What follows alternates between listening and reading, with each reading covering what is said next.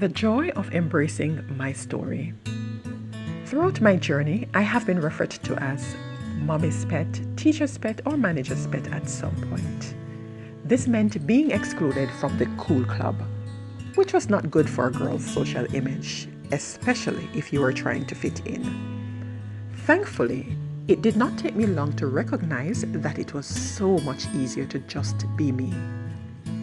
In retrospect, my most predominant memory of those chapters of my story is that my peers and later my work colleagues would generally ask me to make representation for them when they wanted to benefit from some change in the status quo.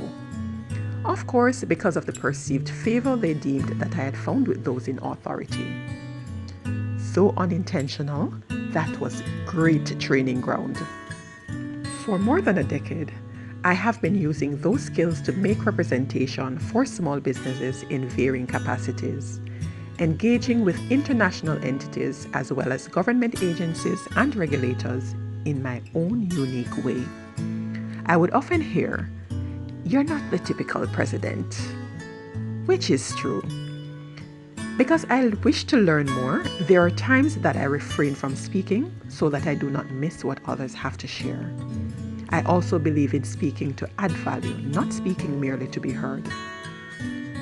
Throughout this chapter, I've invested time in understanding the varying challenges of navigating the business environment, understanding internal challenges and limitations experienced by micro and small businesses as well as professionals, participating in consultations on various government policy amendments, seeking to gain greater insights into the nuances that contribute to the proverbial red tapes in our society, and most importantly, to offer my contribution towards improvements. Serving also on various government agency committees, which has afforded me a better understanding of the specific roles and responsibilities of each entity.